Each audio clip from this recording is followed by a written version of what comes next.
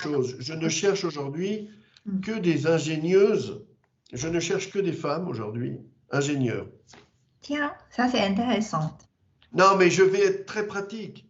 Pourquoi? Aujourd'hui, une entreprise mondiale comme la nôtre est durable, a des KPI sur l'égalité homme-femme et doit transformer, surtout chez Legrand, qui est un peu technique, hein, puisque c'est électrique, doit avoir 25 à 30% de femmes. L'objectif est d'avoir 50% de femmes. Et l'objectif en management est d'avoir au moins 33% de femmes. Donc, il y a tout un plan de travail pour faire progresser les femmes, leur donner du pouvoir, empowerment. Et voilà, donc je vous dis de façon très, très claire qu'effectivement, le recrutement aujourd'hui, ces femmes ingénieures, par exemple au Chili et au Pérou, comme très demandé. Donc, on est obligé de travailler avec les universités, mais c'est très enrichissant, travailler avec les universités pour montrer le chemin, pour donner une perspective à toutes ces jeunes femmes qui rentrent dans les études et leur dire, voilà, ingénieur, ingénieuse, c'est génial, et chez Legrand, c'est encore mieux. Pendant longtemps, hein, au Chili, il y avait très peu d'ingénieurs femmes qui sortaient des universités. Le taux doit être très faible, de l'ordre de 10%.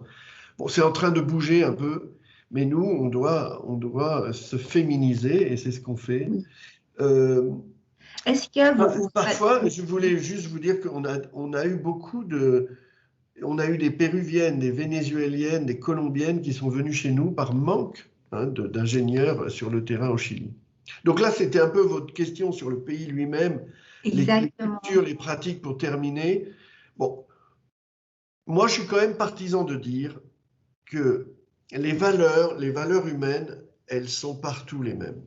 On peut me raconter que la Chine, c'est très différent. On peut me raconter que les Russes sont très différents. On peut me raconter que les Français sont très arrogants. En tout cas, le week-end, qu'est-ce qui se passe le week-end? Que ce soit à Lima, à Santiago, à Moscou, à Shanghai ou à Paris, qu'est-ce que rêvent les gens? Prendre un barbecue dans un jardin en famille avec le chien. Et aux États-Unis, barbecue, bière, c'est tous les week-ends. Donc on peut me raconter ce qu'on veut, c'est ça la vie. Donc, il y a quand même des valeurs qui restent. Alors maintenant, on cherche la petite bête, on va la trouver. La société sud-américaine est une société plus pyramidale, plus hiérarchique, et l'avis du chef va être très important. Et il y aura quand même une cascade qui va beaucoup respecter cette hiérarchie. Alors que c'est vrai qu'en Europe, on est plus horizontal aujourd'hui. Donc, c'est vrai que le vendeur, s'il sait que la pyramide est importante, il a quand même beaucoup d'intérêt à trouver le chemin pour toucher la tête. Bon, donc, je dirais que vous me demandez mon avis, à Lima ou à Santiago, il faut toucher la tête. Donc, la relation va être très importante. Alors, il y a un autre système qui se passe en Amérique du Sud, notamment Chili, Pérou, que je connais bien. C'est évidemment que le pouvoir se concentre sur un petit nombre qui aura une couleur plutôt blanche. Et c'est un système de relation à l'université. On peut critiquer, on ne va pas faire de politique, c'est simplement que tout ce beau monde se connaît de classe en classe et termine son éducation à l'université. Et après, toute la vie économique est faite sur ces relations d'éducation. Alors, je ne suis pas non plus chilien, donc je ne veux pas dire que c'est que ça, mais il y a quand même, à l'évidence, beaucoup ça.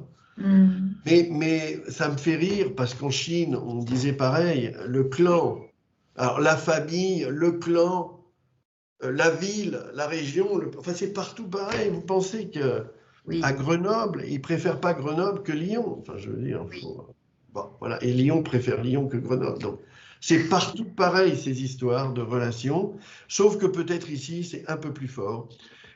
Mais moi, je pense que le vendeur ne doit pas passer trop de temps sur les particularités culturelles. Il doit appliquer ce qu'on vient de dire, c'est-à-dire se former, écouter, comprendre, être visionnaire, représenter globalement l'image et la réputation de l'entreprise Et si il apporte de la valeur et s'il est convaincant sur ces terrains-là, les ventes, elles vont tomber toutes seules.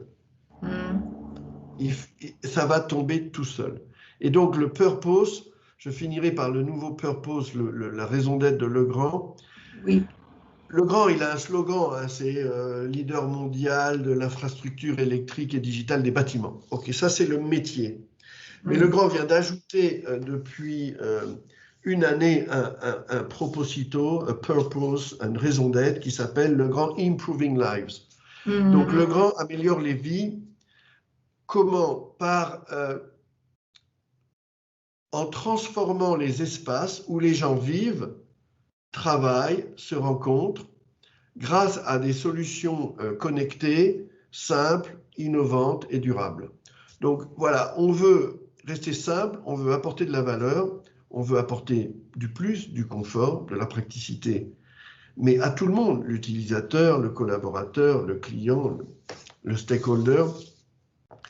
Voilà, alors bien sûr dans notre métier, mais toujours dans cet esprit d'apporter quelque chose. C'est pour ça qu'on parle de improving lives. Oui. Voilà. Ben oui, c'est génial parce que vous avez utilisé trentaine de minutes et puis de résumer tous les réponses aux questions que j'avais posées. Donc, je trouve que c'est très utile et c'est vraiment génial. Je vous remercie beaucoup. C'est waouh!